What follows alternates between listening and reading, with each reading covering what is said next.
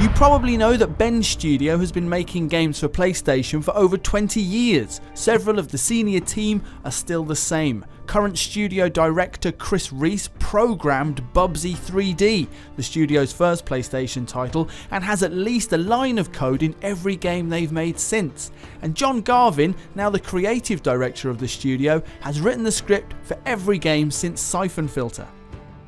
Speaking of the early days of Days Gone, the studio also told us that the internal codename for the game was initially Red Chair, a beer which is brewed in Bend, the Oregon town from which the studio takes its name. People at the studio call the systems-driven ecosystem in Days Gone the Freakosystem, after the swarming creatures that populate the wild. This refers to the game's frequently surprising, interdependent, animal-human freaker system.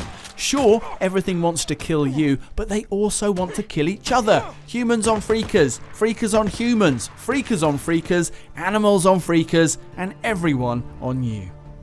You might have noticed in preview footage that hero Deacon collects freaker ears from every unfortunate swarmer that he kills.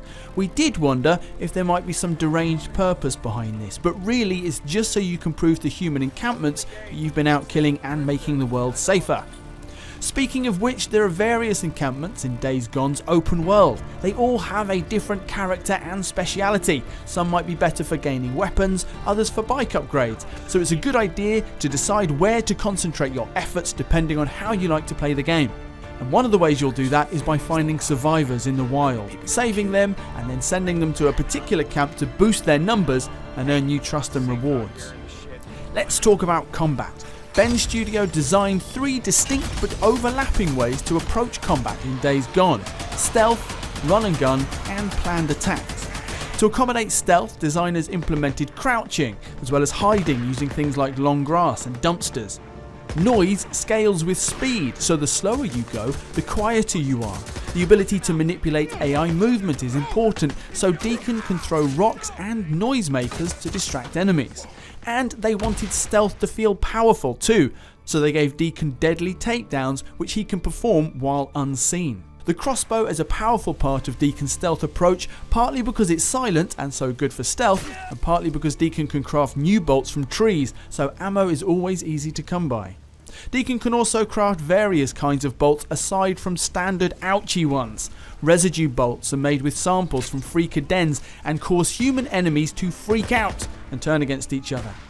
In designing run and gun gameplay, the studio went for 3 quick access weapon slots, sidearm, rifle and special, to increase variety. Ammo is valuable, and to make your decisions more deliberate, ammo isn't shared across all your guns. You'll have to have the right caliber for your weapon. There's a cover system, and even when you break stealth, it pays to be aware of the noise you're making. Sound can escalate your situation by attracting other enemies of all kinds. Melee weapons are a crucial part of run and gun gameplay, for clutch situations where you don't have time to reload or to save ammo altogether. Variety is important here too. There's a range of 1- and 2-handed melee weapons, and while they all have durability, you can repair favourites with scrap in order to keep them in working order. This is why you can't buy melee weapons from merchants in the game, as someone from the studio explained, because buying stuff that breaks sucks. Finally, there's also planning your attack. Things which facilitate this approach include Deacon's binoculars, which he can use to tag enemies while scoping out encampments, tags which then give you awareness and health information about enemies as you sneak about. There are traps which Deacon can craft and place around the environment to give himself an advantage, and it pays to familiarise yourself with the area around you anyway. There are often ways to interact or explode things to help you in a fight. Deacon's drifter bike isn't based on a specific model or range of bikes, but draws inspiration from both sporty off-road adventure bikes and the custom-fit survival bike scene. Upgrading the bike is important for lots of reasons in the game, but partly because the world contains hidden areas, mostly Nero helicopters, which are only accessible on the bike once you've unlocked and equipped certain upgrades. Days Gone is made using a modified version of the Unreal 4 engine, which the developers at Ben's studio discovered doesn't have built-in support for 2-wheeled vehicles. Every time you ride a motorcycle in Days Gone, think about this. Those extra wheels are still there. They're just invisible, turned horizontal, and with all physics and collision detection turned off. Let's talk about the Horde. The Horde is very difficult to take on at the beginning of the game, but it's not walled off. It's out there and you can encounter it. They exist in the world with their systemic set of behaviours, just doing what they do. You'll encounter 3 hordes along the main story path, but there are 40 of them in the world, ranging from 50 to 500 freakers. Lastly, the hordes are persistent. If you start an encounter with a horde of 300 freakers, kill 100 of them and run away, then there'll still be 200 of them when you go back. They don't regenerate instantly, although they do over time as stragglers come to join the pack. And that's it for our list of facts about Bend Studios' Days Gone. We'll have more on the game very soon before it's released on the 26th of April.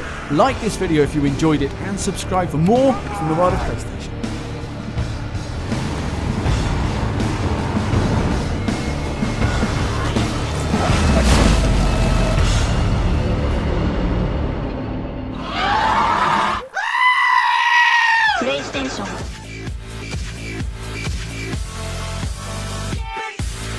Like and share if you enjoy the video and think others might benefit from this, and of course subscribe and hit the notification button if you are new to the channel and want to be notified every time I post a video.